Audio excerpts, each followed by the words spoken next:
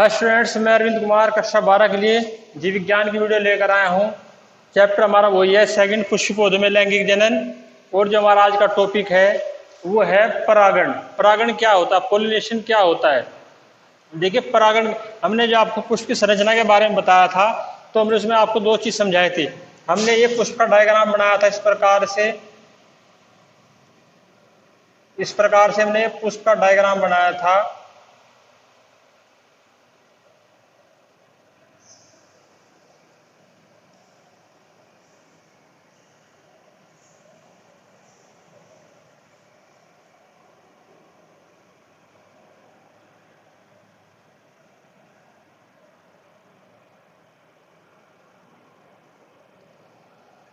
इसमें हमने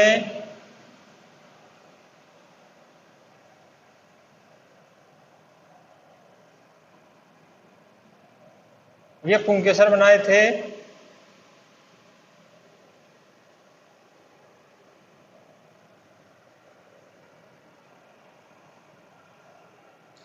तो इसमें देखिए, सबसे पहले हमने आपको पुष्प की संरचना समझाई थी। तो इसमें हमने आपको एक चीज बताई थी। इसमें क्या बताया था कि ये जो हमारा ये तो है वर्तिकाग्र, स्टिग्मा,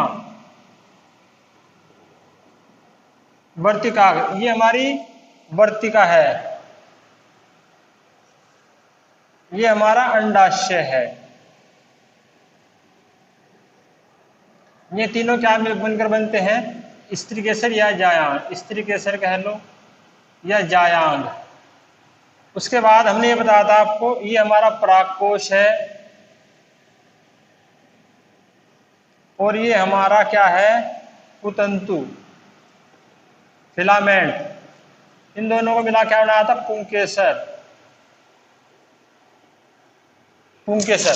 तो इसमें हमने आपको एक चीज बताई थी क्या, कि जो हमारा जो पुंकेसर है वो पुष्प का होता है नर भाग, और जो स्त्री केसर होता है वो होता है पुष्प का मादा भाग। तो जो हमारा पुंकेसर है, इस पुंकेसर के द्वारा क्या बनते हैं, परागकण। यानी कि जो परागकण बनते हैं वो इस परागकोश के अंदर बनते हैं। जो ये परागकोश की हमने संरचना दिखा रखी है आपको, ये परागकोश के अंदर ही क्या बनते हैं, परागकण। और परागकण से ही फिर क्या होता है, हमारे नर युग्मक का निर्माण होता है। उसी प्रकार जो हमारा जो पुष्प का जो मादा भाग है, स्त्री केसर, इसके द्वारा क्या बनता है, अंडाशय। और अंडाशय में ही फिर क्या उत्पन्न होते हैं, मादा युग्मक या अंडाणु, एग भी बोल सकते हैं। तो जो हमारे परागकण है, मान लो ये हमारे क्या, ये हमारा परागकोश है, ये हमारा क्या है, परागकोश, ये हमारा कुतंतु है। इन दोनों को मिलाकर क्या बनता है, पुंकेसर। तो इसके अंदर जो हमारे परागकण बनेंगे, इन परागकणों का कहां पहुंचना, वर्तिकाग्र पर पहुंचना। यानी कि हम ये कह सकते हैं कि परागकणों का वर्तिकाग्र पर पहुंचना क्या कहलाता है, परागण कहलाता है। तो इसमें क्या होगा, जो हमारा वर्तिकाग्र भाग है ये इस पुष्प का मादा भाग है, और दूसरा इसमें क्या है कि ये भाग चिपचिपा होता है। जो सबसे बाहर जो हमारा अंडाशय से निकला हुआ बाहर का जो भाग है, ये लंबी नलिका वर्तिका कहलाती है। जो सबसे ऊपर का भाग होता है इसका, ये क्या कहलाता है, वर्तिकाग्र कहलाता है, और ये भाग चिपचिपा होता है। तो जब परागकण परागकोश से निकलकर पुष्प के वर्तिकाग्र पर पहुंचेंगे तो इस क्रिया को बोलते हैं क्या, परागण, यानी कि पोलिनेशन। अब परागण कितने प्रकार का होता है, परागण दो प्रकार का होता है, एक स्वपरागण, एक परपरागण। स्वपरागण भी क्या होता है, दो प्रकार का होता है, अलग अलग बताएंगे इसके बारे में। सबसे पहले आपको ये बता दें कि स्वपरागण होता क्या है। जब एक पुष्प के परागकण उसी पुष्प के वर्तिकाग्र पर पहुंचते हैं, यानी कि कहने का मतलब यह है कि पौधा एक हो, पुष्प चाहे एक हो, पुष्प चाहे उस पर अलग अलग लगे हो, लेकिन पौधा एक ही होना चाहिए। जब एक पुष्प के परागकण उसी पौधे के दूसरे पुष्प के वर्तिकाग्र पर पहुंचे, या एक पुष्प के परागकण उसी पुष्प के वर्तिकाग्र पर पहुंचे, यानी कि पुष्प एक ही हो, पुष्प चाहे अलग अलग हो, लेकिन पौधा एक ही होना जरूरी है। तो जब एक पुष्प के परागकण उसी पुष्प के वर्तिकाग्र पर पहुंचते हैं, या एक पुष्प के परागकण जब उसी पौधे के दूसरे वर्तिकाग्र पर पहुंचते हैं, तो इस क्रिया को बोलते हैं स्वपरागण। और फिर स्वपरागण भी दो प्रकार का होता है। नंबर एक होता है स्वयुग्मक, और दूसरा होता है सजात पुष्प परागकण।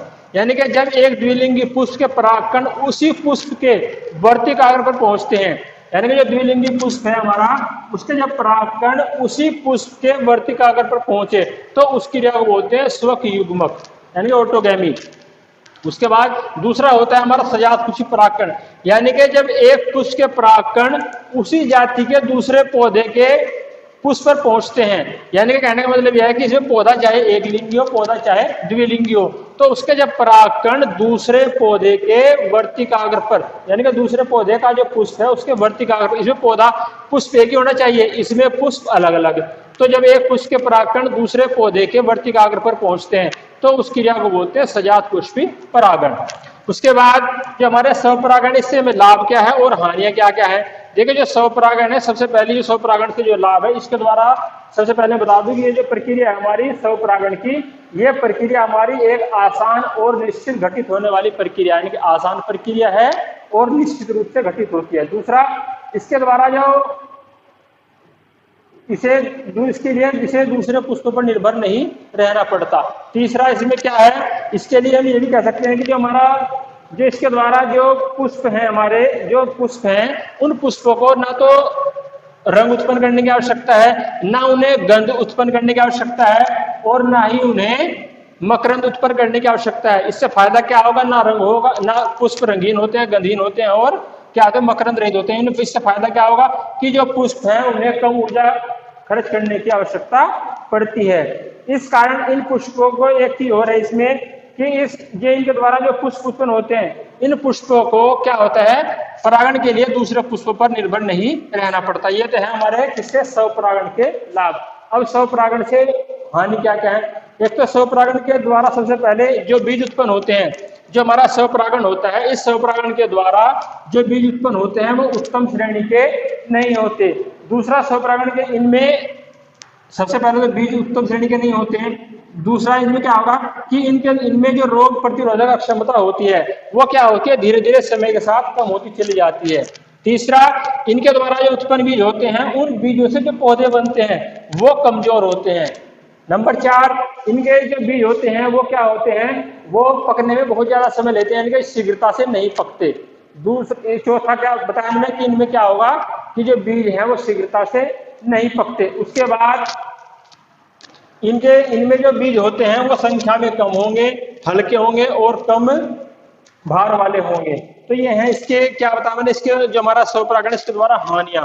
उसके बाद हमारा परपरागण है। परपरागण क्या होता है, देखिए स्वपरागण तो मैंने बताया कि जब पौधा एक ही हो, पुष्प चाहे एक हो, पुष्प चाहे अलग अलग हो, तो वो तो होता है स्वपरागण, पौधा एक ही होना चाहिए। लेकिन इसमें क्या होगा, इसमें दोनों पुष्प, दोनों पौधे अलग अलग होंगे। कहने का मतलब यह है कि जब एक पौधे के पुष्प के परागकण दूसरे पौधे के पुष्प के वर्तिकाग्र पर पहुंचते हैं तो उस क्रिया को कहते हैं परपरागण। यानी कि पौधा भी अलग होगा और पुष्प भी अलग होंगे। स्वपरागण में एक ही पौधा होगा, पुष्प चाहे एक हो, पुष्प चाहे अलग अलग हो। उसके बाद जो परपरागण है, उस परपरागण के फिर साधन क्या, परपरागण जो है वो 3 प्रकार से होता है। सबसे पहला वायु द्वारा, दूसरा होता है हमारा जंतुओं द्वारा, तीसरा होता है जल द्वारा। देखिए जो हमारा वायु द्वारा परागण है, वायु द्वारा होने वाले परागण को क्या बोलते हैं, हम वायु परागण बोलते हैं। और वायु परागण इन तीनों प्रकार के जो साधन है हमारे, वायु द्वारा, जंतु द्वारा, जल द्वारा, इन तीनों प्रकार में सबसे ज्यादा जो परागण होता है वो वायु द्वारा ही होता है। क्योंकि इसके द्वारा जो वायु के द्वारा जो परागकण है वो क्या होता है, परागकण हल्के होते हैं, शुष्क होते हैं और आकार में छोटे होते हैं, तो वायु द्वारा वो आसानी से एक स्थान से दूसरे स्थान पर जा सकते हैं। उसके बाद जो इनके द्वारा जो हमारे परागण के द्वारा जो परागकण उत्पन्न होते हैं वो परागकण कैसे होते हैं, संख्या में बहुत ज्यादा होते हैं। तो उनमें से अधिकांश तो वायु के साथ इधर उधर झड़ जाते हैं और कुछ ही जो हमारे परागकण होते हैं वो पौधों तक पहुंच पाते हैं। उसके बाद जो हमारे जो वायु पर परागण के द्वारा क्या होगा, जो इनका पुतंतु होगा ये भी क्या होगा, लंबा होगा ताकि आसानी से हिल डुल सके। उसके बाद जो हमारा पर परागण है उसमें क्या होगा, जो वर्तिकाग्र होगा, वर्तिकाग्र भी कैसा होगा, लंबा होगा और ये रोम युक्त होगा। रोम युक्त मतलब यहाँ इसका जो भाग है इस पर बाल से पाए जाएंगे, ये भाग चिपचिपा होता है, इस पर बाल से, हमारे शरीर के ऊपर बाल से होते हैं, इस प्रकार इसके ऊपर छोटे छोटे रोम पाए जाते हैं। उसके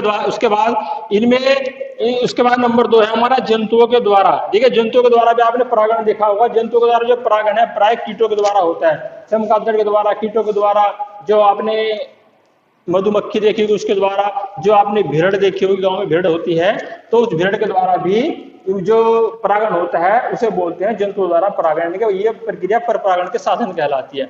जैसे आपने देखा होगा कोई मान लो तितली है या कोई भेड़ है या मधुमक्खी है, तो उनके जो पैर होते हैं वो पैर कैसे होते हैं, रोम युक्त होते हैं, उन पर छोटे छोटे बाल होते हैं जब वो एक पुष्प पर जाकर बैठती हैं तो जो परागकण होते हैं उनके पुष्प पर चिपक जाते हैं, उनके जो परागकण होते हैं वो क्या होते हैं, पुष्प पर चिपक जाते हैं। और जब वो कीट, वो मधुमक्खियां, भिरड़ जो भी है, वो एक पुष्प से उड़कर दूसरे पुष्प पर पहुंचती है, तो वहां पहुंचने पर क्या होगा, वो परागकण दूसरे पुष्प के जो वर्तिकाग्र है, मतलब एक साधन, ये जो हमारा जंतु है, कीट है, कोई भिरड़ है, मधुमक्खी है, वो एक पुष्प पर बैठकर उसके वहां से चली, तो जो परागकण उसके पैरों पर चिपक गए, फिर वो जो हमारा कीट है वो आकर कहाँ बैठ गया, दूसरे पुष्प के वर्तिकाग्र पर बैठ गया, तो जो परागकण है वो आसानी से वर्तिकाग्र पर पहुंच जाते हैं। इसे कहते हैं जंतुओं के द्वारा परागण। उसके बाद तीसरा है हमारा जल के द्वारा परागण।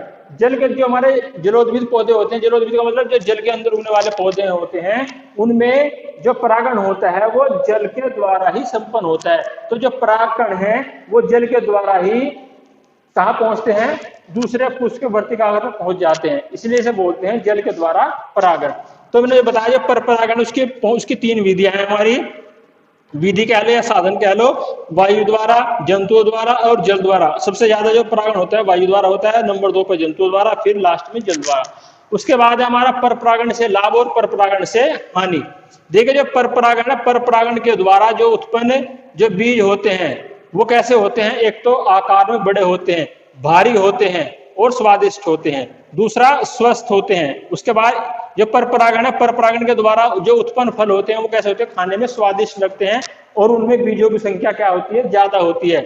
उसके बाद तीसरा जो पर परागण है, पर परागण के द्वारा जो उत्पन्न पौधे होते हैं वो कैसे होते हैं, उनके अंदर रोग प्रतिरोधक क्षमता अधिक विकसित होती है और वो प्रतिकूल परिस्थितियों को भी सहन कर सकते हैं। उसके द्वारा जो पर परागण है, पर परागण के द्वारा इन्हें, पर परागण में क्या होता है, पर परागण में एक पौधे के जो परागकण है वो आसानी से दूसरे पौधे के वर्तिकाग्र पर इन साधनों के माध्यम से पहुंच जाते हैं। उसके बाद पर परागण से हानि। पर परागण से जहां लाभ है वहां साथ ही साथ कुछ हानियां भी हैं। पर परागण से सबसे पहली हानि क्या है कि इनके द्वारा पर परागण में जो पर परागण की जो प्रक्रिया होती है, इस पर परागण की प्रक्रिया में जो सबसे पहले तो इनमें क्या है, इन्हें साधनों की आवश्यकता पड़ती है। साधन क्या होंगे हमारे, वायु, जंतु और जल। अगर ये समय पर उपस्थित ना हो पाए, मान लो परागण क्रिया होनी है और इन तीनों साधनों में से कोई सा भी एक साधन ना मिल पाए, तो क्या होगा, हमारे अधिकांश जो पुष्प हैं वो परागित होने से रह जाएंगे। इन कहने का मतलब यह है कि इन्हें परागित होने के लिए साधनों की आवश्यकता होती है। उसके बाद जो इसमें अगला जो हमारा पॉइंट है वो क्या है, वो है कि जो पर परागण की जो क्रिया होती है वो अनिश्चित होती है, अर्थात इन्हें परागण के लिए साधनों पर, साधन मैंने वही भी आपको बताया कि वायु, जंतु द्वारा या जल द्वारा, इन पर निर्भर रहना पड़ता है। इसके द्वारा, इनके द्वारा जो उत्पन्न बीज होते हैं वो हमेशा क्या होते हैं, संकर।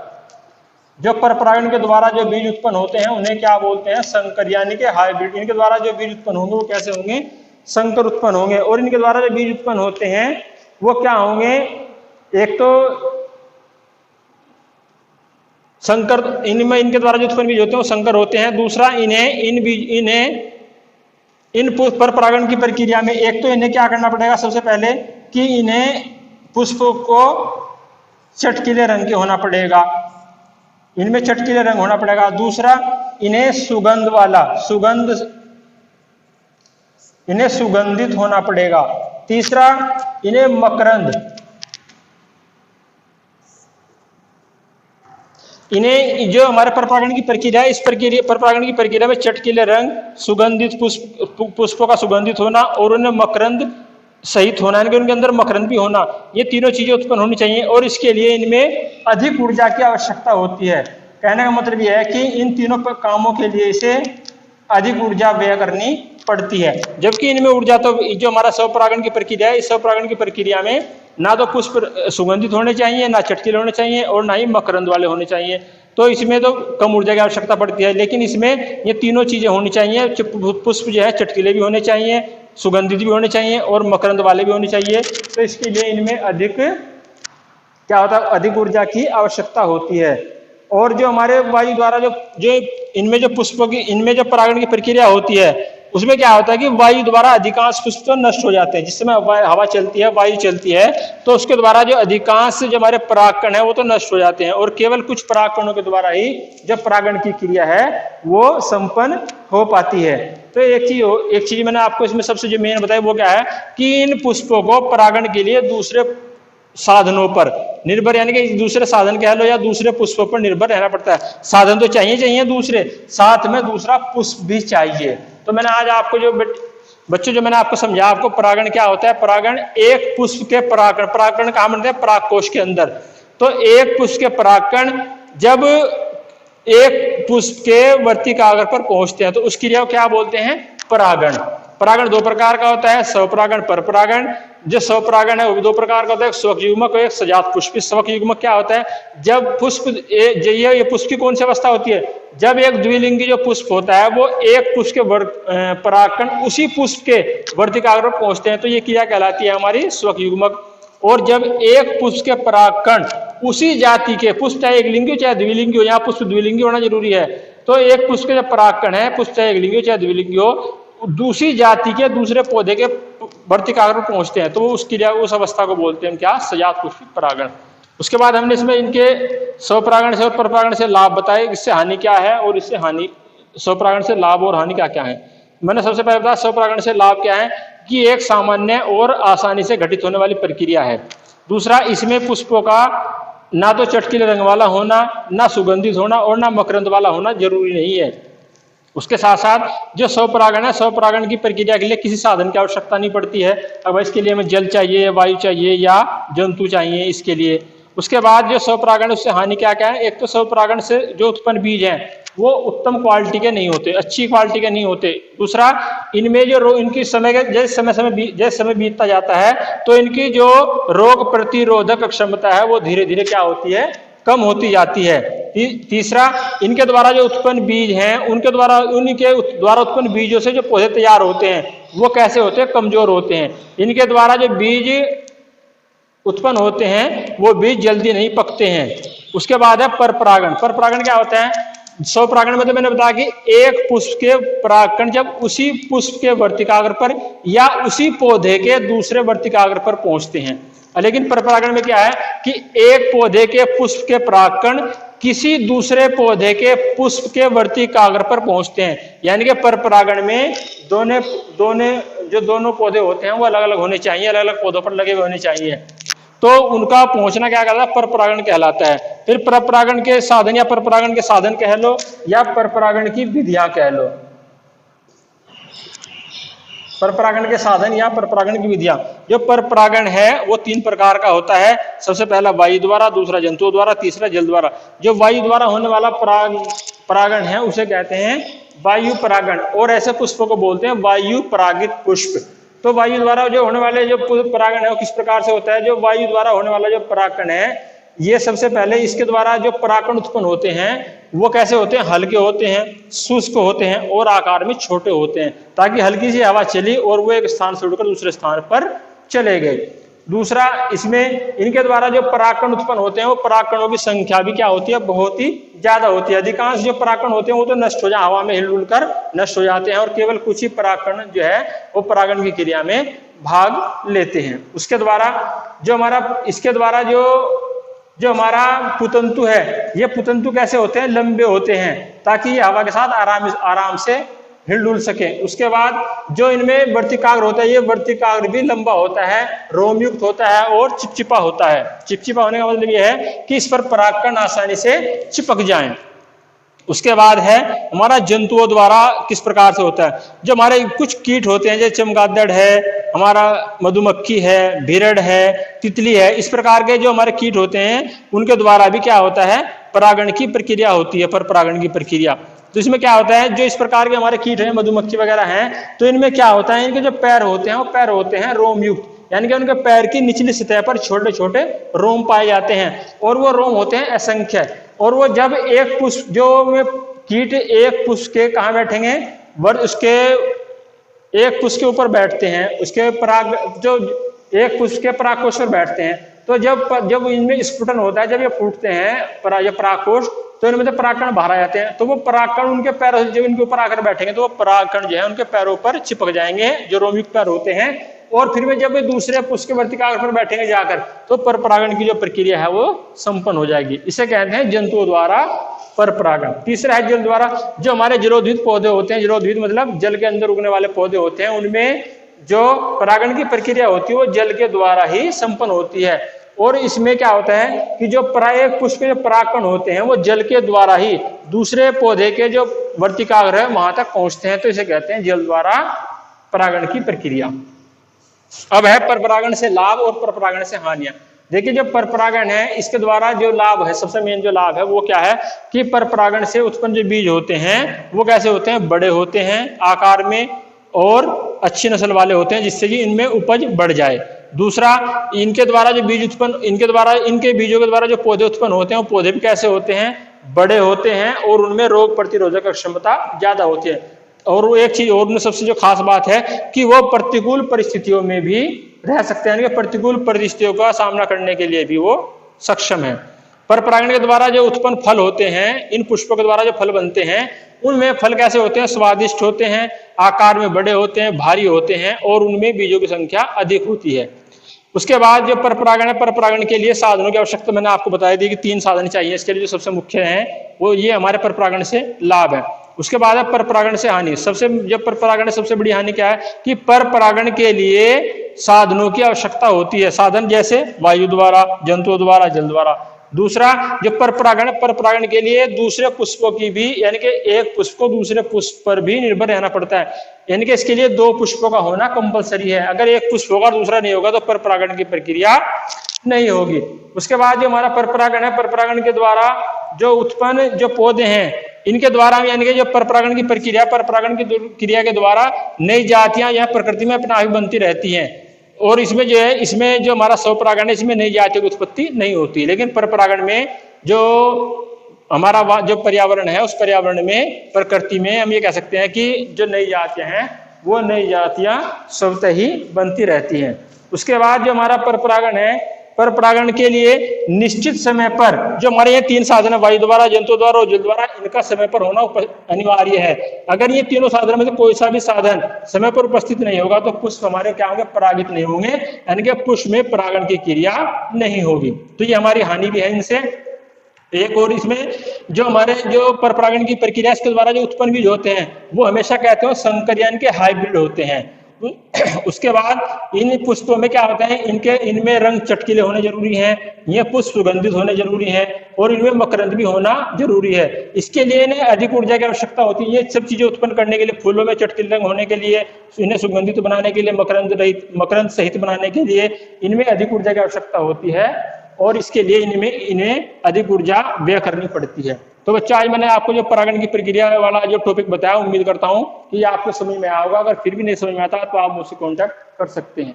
धन्यवाद।